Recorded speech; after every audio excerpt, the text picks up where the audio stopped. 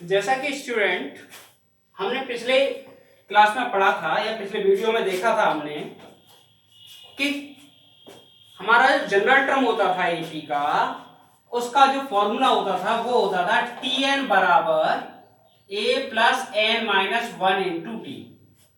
ये हमारा arithmetic progression के जनरल टर्म का फॉर्मूला होता था। अब मान लो कि अगर हमें किसी सीरीज का जनरल टर्म का फॉर्मूला दे रखा है, किसी सीरीज का जनरल टर्म दे रखा है और हमसे ये पूछा है कि ये हमारी एपी है या नहीं है, तो उसके लिए एल्गोरिथम है to determine whether a sequence is an AP और नॉट, कि कोई सी हमारी जो सीरीज दे रखी है, सीरीज का जो जनरल टर्म दे रखा है वो हमारा एपी का जनरल टर्म है या किसी और सीरीज का, उसे हम कैसे फाइंड आउट करेंगे। ठीक है ना, यानी कोई सी भी सीरीज है उसका हमें एनएस टर्म दे रखा है और हमको ये देखना है या प्रूव करना है कि वो सीरीज हमारी अर्थमेटिक प्रोग्रेशन है या नहीं है। तो उसके लिए हमारे कुछ स्टेप्स हैं, ये स्टेप्स हैं। सबसे पहला काम हम क्या करेंगे, ऑब्टेन टीएन, यानी उस सीरीज का सबसे पहले जनरल टर्म हमें मालूम होना चाहिए। दूसरा, हम रिप्लेस करेंगे एन को बाई एन प्लस वन से, और क्यों करेंगे, क्योंकि एन टर्म तो हमको गिवन है, तो इस तरीके से एन को एन प्लस वन से रिप्लेस करने पर हमें टी एन प्लस वन मिल जाएगा। फिर हम कैलकुलेट करेंगे T n plus one minus T n को। अब ये वाली वैल्यू अगर इंडिपेंडेंट है किस पर, इंडिपेंडेंट है एन पर, तो हमारी जो सीरीज होगी वो आपकी एपी होगी।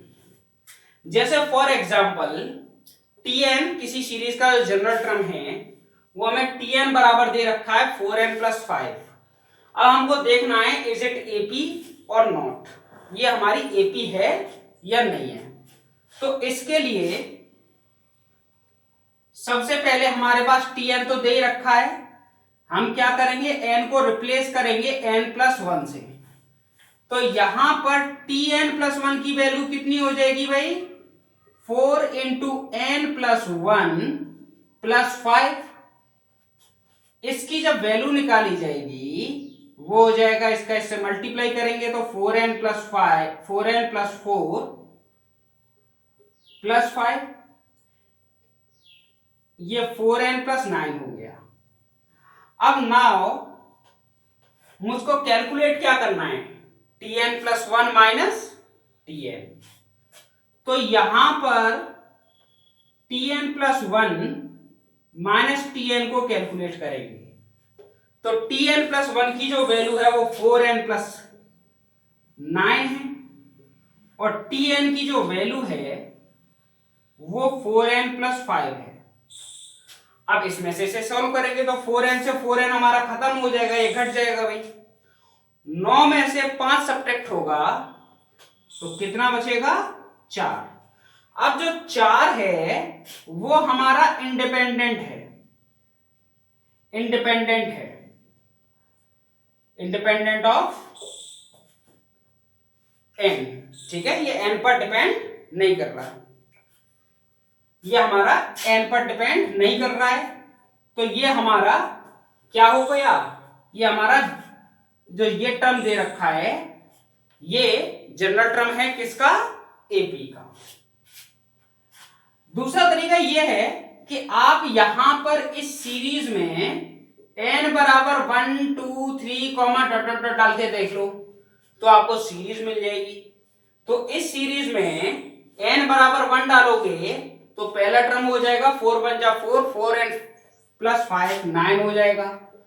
2 डालिए, 2 4 जा 8, 8 and 5 13। 3 डालिए, 3 4 जा 12, 12 and 5 17 डॉट डॉट डॉट। ये हमको सीरीज मिल रही है। अब आप यहां पर देख सकते हो हर एक टर्म में जो डिफरेंस है वो हमारा 4 का है, यानी कॉमन डिफरेंस की वैल्यू 4 है। तो ये हमारी एपी है। दूसरा हम n बराबर 1 2 3 रख करके चेक कर सकते हैं कि हमारी एपी है या नहीं है। जैसे मैंने कहा कि log a square upon B log a cube upon B square comma dot dot dot, ये सीरीज जो है वो हमारी एपी की सीरीज है, यानी एपी में है। तो हमको ये प्रूव करना है ये जो टर्म्स हैं वो एपी फॉर्म कर रहे हैं। तो सबसे पहला काम क्या रहेगा हमारा? सबसे पहला काम रहेगा कि सीरीज का हम एनएच टर्म निकालें। तो सीरीज का जो एनएच टर्म होगा वो कितना आएगा? लॉग, पहले पहला टर्म है तो a की पावर 1 है, दूसरा टर्म है तो a की पावर 2 है, तीसरा टर्म है तो a की पावर 3 है। ऐसे ही जब nth टर्म होगा तो an आएगा, और यहां पर पहला टर्म है तो b की पावर 0 है, यहां पर दूसरा टर्म है तो b की पावर 1 है, तीसरा टर्म है तो b की पावर 2 है। तो nth टर्म में कितना आएगा? bn minus 1। तो ये इस सीरीज का nth टर्म होगा जो कि पूरी की पूरी सीरीज को जनरेट कर रहा होगा। जैसे आप वैल्यूज पुट करके भी देख सकते हो। मान लो मुझे इसका तीसरा टर्म निकालना है तो n की जगह 3 डाल दो, तो 3 पुट करेंगे तो log a की पावर 3 अपॉन बी स्क्वायर बन जाएगा। तो ये हमारा सीरीज का जनरल टर्म आ गया। अब मैं n को रिप्लेस कर दूंगा n प्लस 1 से, तो यहां पर tn प्लस 1 की वैल्यू कितनी हो जाएगी? log an plus 1 upon bn हो जाएगा। यहां पर n की जगह n प्लस 1 रखेंगे, 1 से 1 खत्म हो जाएगा। तो ये हो गया। अब नाउ अगर मैं कैलकुलेट करूं tn प्लस 1 माइनस tn, तो log इसकी वैल्यू तो ये दे रखी है an प्लस 1 अपॉन बी की पावर n माइनस इसकी जो वैल्यू है वो है log a की पावर n अपॉन b की पावर n माइनस 1। अब log की प्रॉपर्टी के अकॉर्डिंग अगर मैं log बाहर लूं तो ये m अपॉन n की फॉर्म में हो जाएगा, यानी log a की power n plus 1 upon b की पावर n अपॉन a की पावर n अपॉन b की पावर n माइनस 1। तो यहां पर देख सकते हैं ये इससे b बार कटेगा, ये इससे a बार कटेगा, तो कितना आया? log a अपॉन b आया। ये क्या है? ये डिपेंड नहीं कर रहा, यानी इंडिपेंडेंट है। इंडिपेंडेंट है किस पर? n पर। ये इंडिपेंडेंट है n पर, तो ये जो सीरीज है वो हमारी एपी है। ये हमको प्रूव करना था कि ये जो सीरीज है वो एपी में है। तो ये यहां से हमारा क्या प्रूव हो गया कि यहां पर ये जो चीज है वो हमारी n पर डिपेंड नहीं कर रही है। तो ये हमारा क्या हो गया? ये सीरीज जो है हमारी वो एपी हो गई। अब एपी के ऊपर एक क्वेश्चन भी है, जैसे if a1 a2 a3 comma dot dot dot an, ये क्या है? bn ap, ये ap में है of non zero terms, then prove that 1 upon a1 a2 plus 1 upon a2 a3 plus dot dot dot plus 1 upon an minus 1 an is equal to n minus 1 upon a1 an। तो इधर देखिए कैसे solve करेंगे हम इसको। तो यहां पर जो सीरीज का मान लो कि कॉमन डिफरेंस कितना है? d है। मैंने कितना कर लिया? कॉमन डिफरेंस को मैंने मान लिया d। इस सीरीज का कॉमन डिफरेंस d है। तो कॉमन डिफरेंस a2 में से a1 घटा दूंगा तो मेरा आ जाएगा, a3 में से a2 घटा दूंगा तब भी मेरा कॉमन डिफरेंस ही आएगा। तो एक बात बताइए, यहां पर अगर मैं a2 माइनस a1 करूं वो बराबर होना चाहिए a3 माइनस a2 के। ऐसे ही डॉट डॉट डॉट करता चला जाऊंगा, an में से मैं माइनस कर दूं an माइनस 1, तो क्या आ जाएगा? हमारा कॉमन डिफरेंस आ जाएगा। यानी कोई सा भी टर्म लेते हैं उससे जस्ट पिछले वाला टर्म घटा दीजिए तो आपका कॉमन डिफरेंस आ जाता है। तो यहां पर हमारे पास कॉमन डिफरेंस आ गया d। अब हम इसकी लेफ्ट हैंड साइड ले लेते हैं। तो इस सीरीज की जो लेफ्ट हैंड साइड है वो है 1/a1 a2 plus 1/a2 a3 plus dot dot dot plus 1/an-1 an। यहां पर अगर मैं d का डिवाइड कर दूं और d का मल्टीप्लाई कर दूं तो कोई फर्क नहीं पड़ेगा भाई, यानी a1 a2 plus d/a2 a3 plus dot dot dot plus d/an-1 और an हो जाएगा। अब 1/d तो यहां पर है ही है।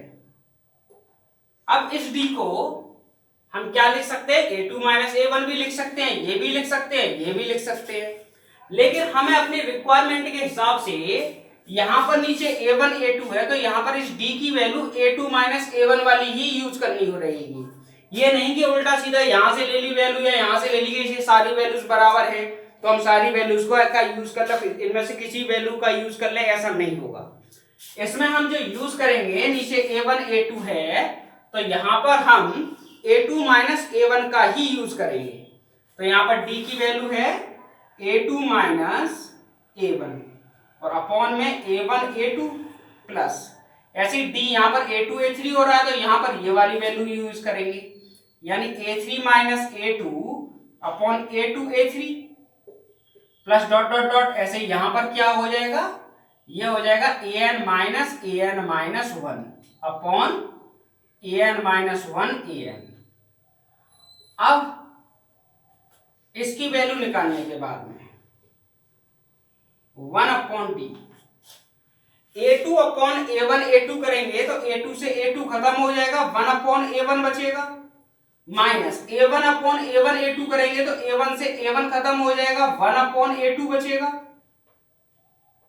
ऐसे ही प्लस लग रहा है तो प्लस a3 अपॉन ये करेंगे तो a3 से a3 कट जाएगा, 1/a2 बचेगा, माइनस a2 से a2 खत्म हो जाएगा तो 1/a3 बचेगा। ऐसे ही प्लस डॉट डॉट डॉट चलते चले गए, an अपॉन ये करेंगे तो an से an कट जाएगा, 1/an-1 बचेगा, माइनस an-1 अपॉन ये करेंगे तो इससे ये खत्म हो जाएगा, 1/an बचेगा। अब यहां पर देखा जाए तो इस टर्म से ये वाला टर्म कैंसिल आउट, इस टर्म से आगे वाला टर्म कैंसिल आउट हो जाएगा, यानी सारे टर्म्स कट जाएंगे, केवल कौन सा टर्म बचेगा, फर्स्ट टर्म बचेगा और सबसे लास्ट का टर्म बचेगा। तो ये तो 1/d है ही है, यानी हमारे पास बच गया 1/a1 माइनस 1/an।